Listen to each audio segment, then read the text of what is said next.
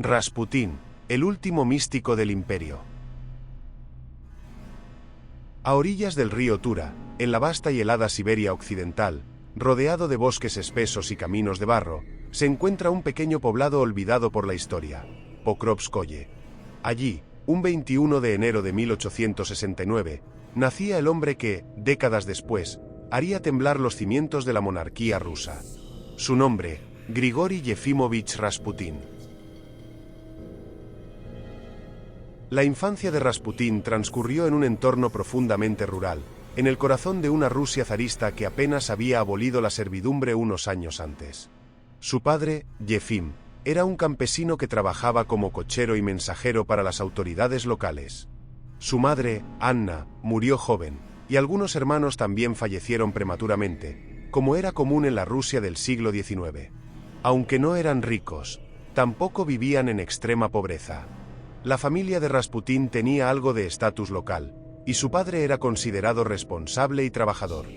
Sin embargo, en esa sociedad profundamente religiosa y supersticiosa, cualquier desviación era vista con recelo. Desde pequeño, Grigori mostraba señales inusuales. Algunos vecinos afirmaban que tenía la mirada del lobo, intensa, fija, casi hipnótica. Otros contaban que tenía visiones, que hablaba solo o que sentía presencias invisibles. Para unos, era un niño bendecido. Para otros, alguien tocado por lo oscuro. El término Rasputín ha generado debates. Algunos creen que proviene de Rasputni, palabra rusa que podría traducirse como libertino o disoluto.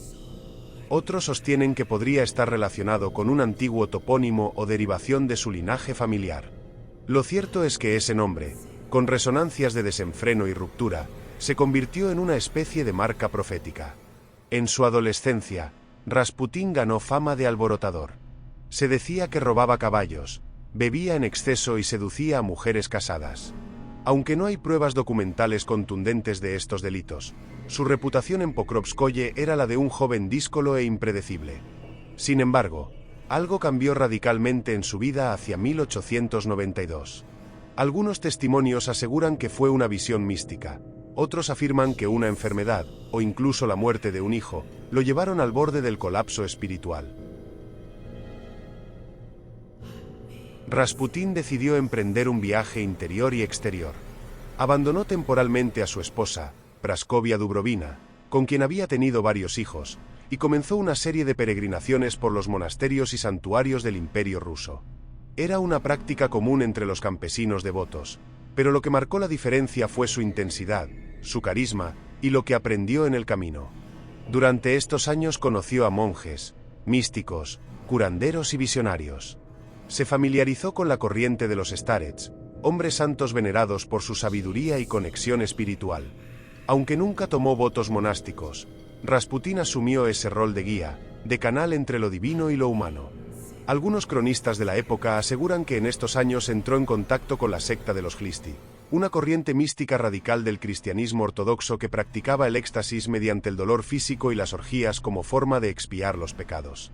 Aunque no hay pruebas concluyentes de su afiliación, esta idea marcaría profundamente su leyenda posterior. Lo que sí es seguro es que Rasputín desarrolló una habilidad extraordinaria para conectar con la gente. Su forma de hablar, su estilo directo, casi hipnótico, cautivaba a los más humildes y a los más poderosos por igual. Vestía con túnica de campesino, hablaba sin adornos, pero transmitía una certeza que pocos sabían explicar. A mediados de la década de 1890, su fama como sanador y visionario empezó a crecer. Era llamado para ayudar en nacimientos complicados, aliviar dolores, expulsar el mal de ojo o calmar almas perturbadas.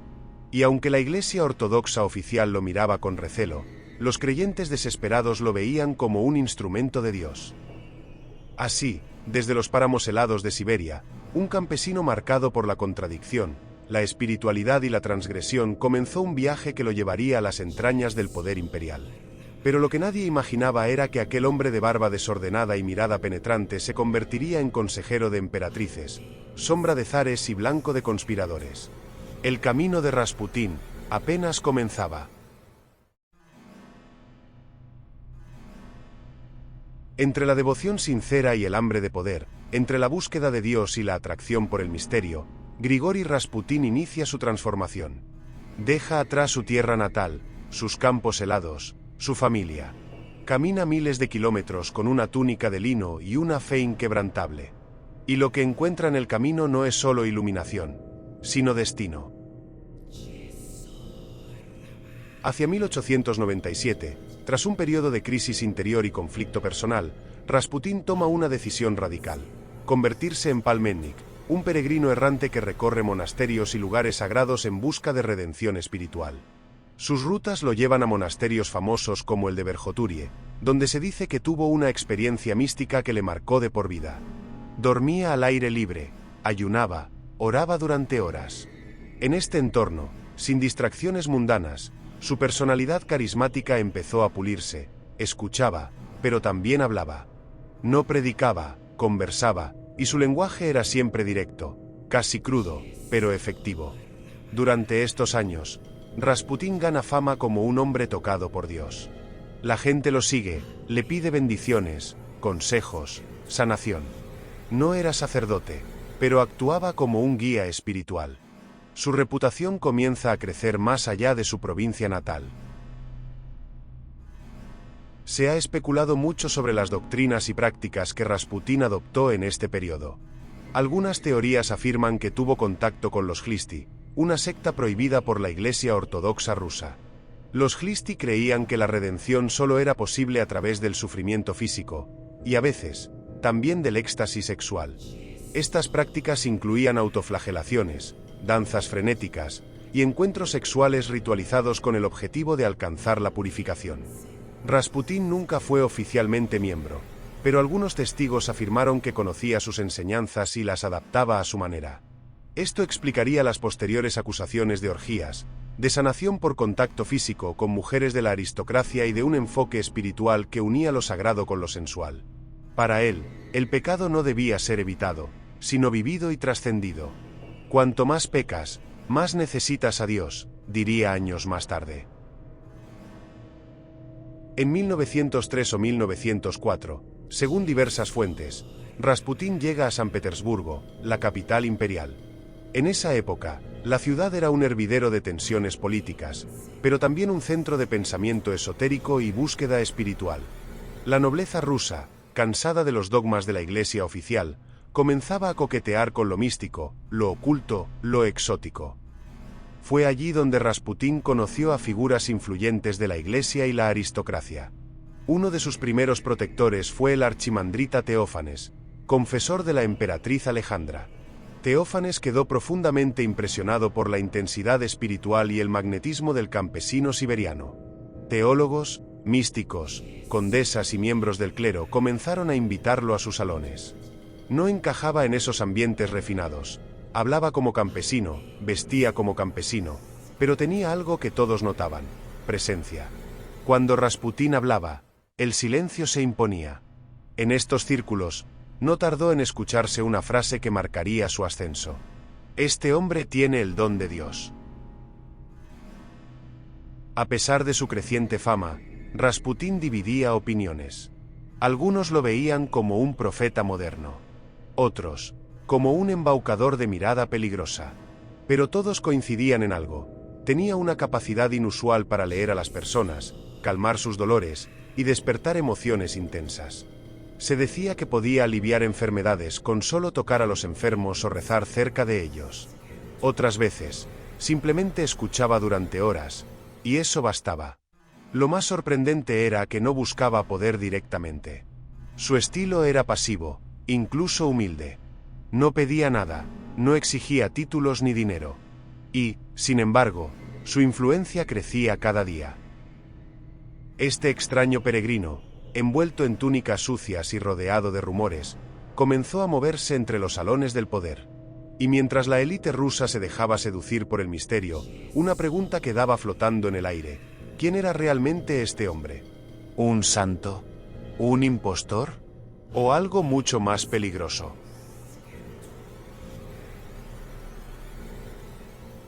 En una Rusia que se desmoronaba bajo el peso de sus contradicciones, apareció un hombre sin rango, sin títulos, sin educación formal. Pero poseía algo que nadie en la corte parecía tener: un poder inexplicable para aliviar el sufrimiento. Y con ese don, Rasputín conquistó no solo la voluntad de una emperatriz, sino el miedo más profundo de una nación.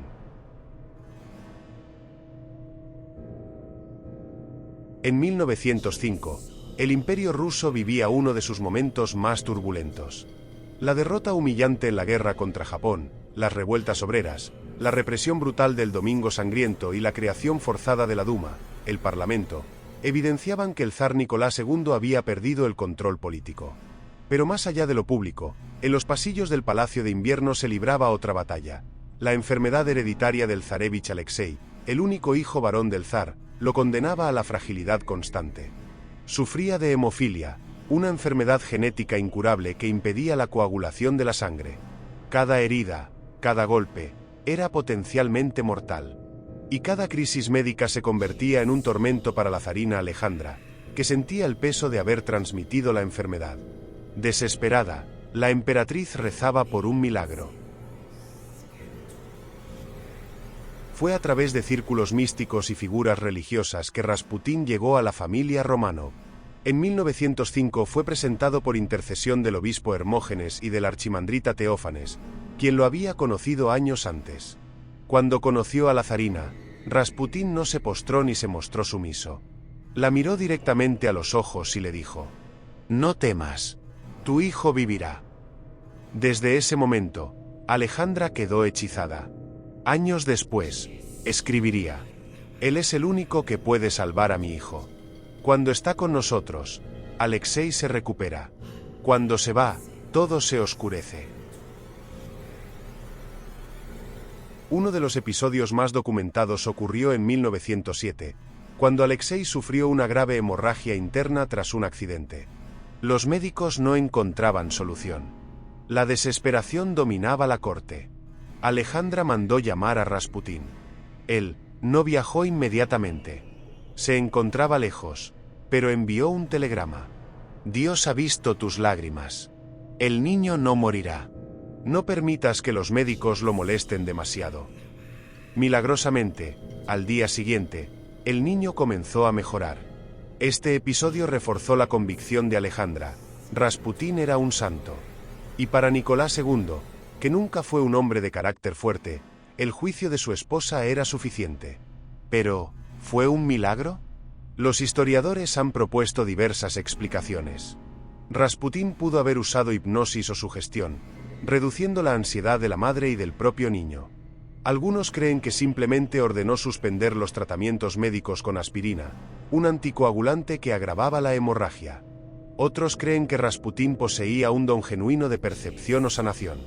Cualquiera que haya sido la causa, la familia imperial quedó convencida: el destino del trono dependía de este hombre oscuro y magnético. A partir de entonces, Rasputín fue una figura habitual en los pasillos del poder. No ocupaba cargos oficiales, no vestía uniforme, pero era recibido sin protocolo, sin anunciarse. Entraba a los aposentos reales cuando quería, hablaba directamente con el zar y su esposa, e incluso era consultado sobre asuntos políticos y militares. Alejandra lo llamaba «nuestro amigo» o «nuestro padre». Y firmaba cartas diciéndole: «Te beso las manos». El pueblo no conocía estos detalles aún, pero dentro de la corte empezaron los rumores. ¿Cómo podía un campesino analfabeto tener tanto poder? Los nobles y altos funcionarios comenzaron a verlo como una amenaza. Lo odiaban, lo temían. Algunos creían que había hechizado a la zarina. Otros pensaban que tenía información comprometedora. No faltaban teorías que lo vinculaban con servicios secretos, masonería o sectas místicas. Y la prensa, que se enteraba de a poco, comenzó a filtrarlo todo: escándalos, rumores de orgías, borracheras, visitas a burdeles. Pero cada intento de alejarlo fallaba. El zar y la zarina siempre lo defendían. Rasputín, con su barba desordenada y su mirada de lobo, se había convertido en el consejero espiritual más influyente del Imperio ruso. Y mientras eso ocurría, la revolución acechaba. Un campesino con poder sobre un imperio. Una madre que cree ciegamente. un niño cuya vida pende de un hilo. La historia parecía escrita por la fatalidad, y el precio aún no había sido cobrado. Cuando el poder no tiene rostro oficial, cuando su influencia fluye entre pasillos y susurros, se vuelve aún más peligroso. Eso fue Rasputín para la corte rusa, un misterio vivo, una sombra con voz, una figura que dominaba sin trono ni corona. Pero en los imperios en decadencia, la devoción pronto se transforma en resentimiento, y el misterio, en amenaza. Para 1912, Grigori Rasputín ya no era solo un personaje excéntrico de la corte, era una figura central en el funcionamiento del poder imperial. Su cercanía con la zarina Alejandra Fiodorovna era absoluta, y aunque su relación con el zar Nicolás II era más formal, también le ofrecía consejos, incluso en asuntos de Estado. En las cartas personales de la zarina, lo llamaba nuestro amigo, mi guía, mi santo padre. Se comunicaban casi a diario, y muchas decisiones políticas se tomaban tras consultar a Rasputín. Esto no pasó desapercibido. La nobleza, el clero, los ministros, todos estaban escandalizados. Pero más allá de su rol espiritual, lo que realmente selló su caída fue el rumor constante. Escándalos sexuales, orgías, fiestas alcohólicas y una creciente sensación de que la dinastía estaba siendo manipulada por un campesino loco. En los años previos a su muerte, Rasputín protagonizó múltiples episodios públicos que alimentaron su leyenda negra. Visitaba prostíbulos en San Petersburgo con frecuencia, a veces rodeado de mujeres aristocráticas. Era visto borracho en salones y calles, predicando en tono mesiánico mientras abrazaba o besaba a mujeres desconocidas. Se decía que sanaba a las mujeres a través del contacto físico, y algunas lo acusaron de abuso bajo el pretexto de bendición espiritual. La prensa amarilla rusa comenzó a llamarlo el monje loco, Bezumny Monaj, aunque nunca fue monje oficial. Se publicaban caricaturas obscenas, insinuaciones sexuales con la zarina, e incluso rumores de que era el verdadero padre del zarevich Alexei, algo que enloquecía aún más a la élite imperial. Estas historias, verdaderas o no, erosionaban la ya débil imagen de la monarquía, y lo convertían en el rostro del pecado y la corrupción del régimen. En 1914 estalla la Primera Guerra Mundial, y Nicolás II, en un acto desesperado por demostrar liderazgo, decide tomar el mando directo del ejército ruso. Comete un error fatal, deja el gobierno civil en manos de la zarina Alejandra, que a su vez, se apoya ciegamente en Rasputín. Durante estos años, Rasputín influye en decenas de nombramientos políticos y militares. Aconseja expulsar a generales, sustituir ministros y promover a personas afines. Todo sin tener cargo, ni experiencia, ni responsabilidad formal. A ojos de la aristocracia, era una burla, un sacrilegio, una traición. El ejército sufría derrota tras derrota. El hambre se extendía por las ciudades. El pueblo comenzaba a pedir la cabeza del zar, y a gritar el nombre de Rasputín con odio visceral. A finales de 1916, un grupo de aristócratas, convencidos de que Rasputín debía morir para salvar el imperio, comienza a planear su asesinato. La conspiración incluye a Félix Yusupov, un príncipe joven y extravagante, casado con una sobrina del zar. Vladimir Puriskevich, político ultraconservador de la Duma. El gran duque Dmitri Pavlovich, primo del zar Nicolás II. Todos creían que matar a Rasputín restauraría la fe del pueblo en la monarquía. Pero estaban equivocados. El daño ya estaba hecho. Rasputín no era la causa de la decadencia, era su síntoma más visible. En las semanas previas a su asesinato, Rasputín pareció intuir su destino. Comenzó a hablar de la muerte. Decía estar viendo presagios. Su rostro envejecía rápido, y algunos testigos decían que hablaba como si ya no le perteneciera a este mundo. Le escribió una carta profética a la zarina Alejandra, el 7 de diciembre de 1916. En ella decía: «Siento que pronto dejaré esta vida. Si soy asesinado por plebeyos, el zar podrá seguir reinando por generaciones. Pero si caigo por mano de nobles, Rusia se hundirá, y la familia imperial será aniquilada por el pueblo». Era una advertencia, o tal vez, una maldición. Pero ya era demasiado tarde. La conspiración avanzaba, y la muerte de Rasputín sería tan oscura como su vida. Había cruzado todas las líneas. Desde la nieve siberiana hasta el Palacio Imperial. Desde las oraciones hasta los escándalos. Desde el mito hasta el odio. Y ahora, se preparaba para enfrentar el último capítulo de su historia, uno escrito con sangre, fuego y misterio. Cuando el misterio desafía al poder, el poder responde con acero. Rasputín, el monje errante, el campesino sagrado, el escándalo viviente, había traspasado los límites de la tolerancia. Y entonces, como en una obra de teatro macabra, se preparó su asesinato. Pero lo que ocurrió aquella noche, nadie pudo preverlo. La decisión estaba tomada. Un grupo de nobles liderado por el joven Félix Yusupov había resuelto acabar con Rasputín de una vez por todas. Para ellos, no se trataba solo de una venganza personal o política. Era una misión patriótica, un intento desesperado por salvar el imperio del desprestigio y la caída total. La noche elegida, del 16 al 17 de diciembre de 1916, en el Palacio Moika, la residencia de Yusupov en San Petersburgo. Los conspiradores prepararon todo con un aire casi teatral. En el sótano se sirvió vino y pasteles con cianuro potásico. Se decoró el lugar como si fuera una fiesta íntima. Se fingió que en los pisos superiores había música, invitados y ambiente festivo, para evitar sospechas. Rasputín llegó a la residencia, invitado por Yusupov con la excusa de conocer a su esposa, quien supuestamente quería que la bendijera. Le ofrecieron vino y dulces, comió y bebió con gusto. Pero no moría, no mostraba síntomas, nada. Yusupov comenzó a inquietarse. Rasputín reía, conversaba, como si el veneno no tuviera efecto. Años más tarde, el propio Yusupov diría: no podía creerlo. Había ingerido suficiente veneno para matar a 5 hombres. Hasta hoy, los historiadores no tienen una explicación definitiva. Algunos creen que el calor de los dulces habría neutralizado el cianuro. Otros afirman que Rasputín tenía una resistencia biológica extraordinaria. Algunos incluso sugieren que nunca hubo veneno, y que fue un elemento agregado después para dramatizar el relato. Desesperado, Yusupov subió por una pistola, regresó y le disparó en el pecho. Rasputín cayó, parecía muerto. Los conspiradores celebraron, pensaron que todo había terminado.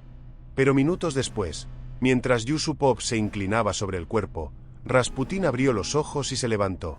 «Tú, bastardo», dicen que murmuró. Salió tambaleándose del sótano, abrió la puerta hacia el patio nevado, e intentó huir. Los demás conspiradores, horrorizados, salieron tras él. Le dispararon 2 veces más, una en la espalda y otra en la cabeza. Luego, golpearon su cuerpo brutalmente, lo envolvieron en una alfombra y lo lanzaron al río Neva, que estaba parcialmente congelado. Cuando su cadáver fue recuperado días después, según ciertos informes forenses de la época, se encontraron agua en sus pulmones, lo que sugiere que Rasputín pudo haber estado vivo cuando lo arrojaron al agua. Ese dato, real o mito, alimentó aún más la leyenda. ¿Fue envenenado, baleado, golpeado, y aún así murió ahogado? Su cuerpo fue enterrado en un lugar secreto, y posteriormente, en 1917, sus restos fueron exhumados y quemados por orden del gobierno provisional. Pero Rasputín ya había escrito su última advertencia en una carta enviada a la zarina, días antes de su asesinato. Si soy asesinado por nobles, ninguno de tus hijos sobrevivirá más de 2 años. Serán asesinados por el pueblo ruso. Menos de 2 años después, en julio de 1918, Nicolás II, Alejandra y sus hijos fueron ejecutados en Ekaterimburgo por los bolcheviques. La profecía se cumplió. O al menos, pareció cumplirse. Y eso convirtió a Rasputín no solo en una víctima, sino en un oráculo maldito. El asesinato de Rasputín no tuvo el efecto deseado. Lejos de restaurar la imagen de la monarquía, aceleró su caída. El pueblo ya no creía en el zar. La guerra continuaba. El hambre y el caos se extendían. Los rumores del asesinato, con su tono ritual y brutal, alimentaron la idea de que los nobles eran igual de corruptos que aquello que querían destruir. Así murió Rasputín, no como un hombre cualquiera, sino como una figura que desafiaba toda lógica. sanador para unos, demonio para otros. Su cuerpo fue destruido, pero su nombre quedó tatuado en la historia. Porque a veces, los monstruos no nacen, los crea el miedo. Y Rasputín fue, sobre todo, el reflejo del miedo de un imperio en ruinas. Grigori Rasputín no fue un rey, ni un general, ni un santo canonizado. Pero su huella fue más profunda que la de muchos emperadores. Fue una grieta en el muro de la historia. Y por ella se colaron las dudas, los miedos y las leyendas. Hoy lo recordamos no por lo que fue, sino por lo que aún no podemos explicar. Porque en cada época, hay hombres que se escapan de toda lógica. Rasputín fue uno de ellos.